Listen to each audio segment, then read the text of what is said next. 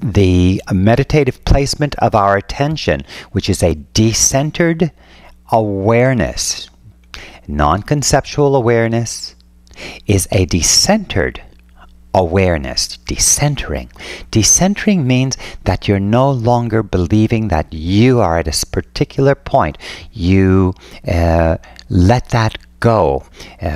In other words, what we're looking at is nature. We are embodiments of nature. Nature is pervasive. It is us also. So what you're looking at is what is looking. It is who we are. And as you look at the outer field, this objective field, you will notice there is no problem of a egoistic condition out here. The story of you is apparently not here. Yet the objective field is indeed you.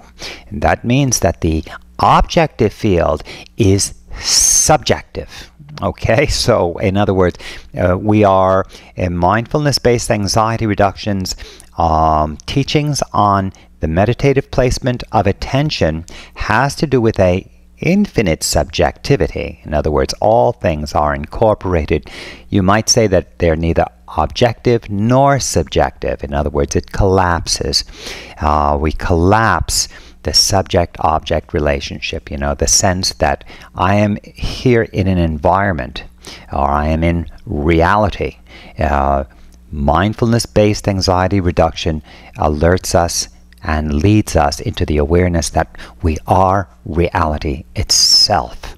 And we begin to meditate or shift our attention into the objective field. We pay attention and we stop talking to ourselves. Often, folks, we believe thoughts are who we are. This is, if you do some investigation, you will find that that assumption is operative with most of us. The idea of who we are is what we think we are. And of course, that is not the case. Ideas do not breathe or grow. Okay? And we are in a world that is void of ideas. It's a very rich world. It's not void and desolate. However, in the absence of this conceptualizing, plants grow. The earth occurs. The universe occurs in the void. It is the source of supply. And that means that the empty mind enters what we call the kingdom of God. The fullness is available to us. It's always here. Where is it? It is in the apparent objective field. And that's one way of saying it. Of course, that is suggestive that there is a subjective field also. When these two things come together, it becomes what is. What is what is, and that is the law of life itself. We see things as they are, without the need for hopes and wishes, without the need to feel superior, to be somebody. So, not to get too far off the track, because that was a discussion of the treatment for the defectiveness schema, which produces a great deal of self-consciousness and preoccupation. I will look at my book, Mindfulness-Based Anxiety Reduction, and I am going to the chapter on defectiveness and just read to you the questionnaire, and you'll see what the nature of this emotional wound is. I often thought that there was something wrong with me. Number 2, I have wondered whether I might be a bad person. Number 3, I used to feel ashamed of my parents. Number 4, I have felt inferior. Number 5, I have felt or worried that my parents really didn't love me. Number 6, I feel incomplete because of my education or finances. Number 7, I think I let people criticize me too much. Number 8, I admire people who were self-absorbed and got what they wanted. Number 9, I never selected the right job that suited my true inclinations. I have, this is number 10, I have disliked myself. Number 11, I would incessantly think, I want to be someone. I'll stop there. It's a 16 statement questionnaire, but you're getting the flavor of it. So we're looking at this desire to be somebody. That is one of the compensatory coping modes that joins with the defectiveness schema. The defectiveness schema, folks, remains when we recover.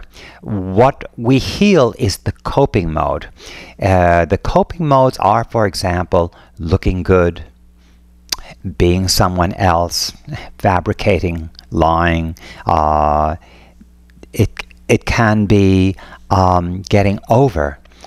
There can be a multitude of coping behaviors, and that is inclusive, by the way, of the avoidance style, which is anesthetizing. That is the use of substances, and that includes foods and also shopping, wanting all the time, desiring things to enhance you, status seeking. These are indicators, these are red flags that the defectiveness schema is present.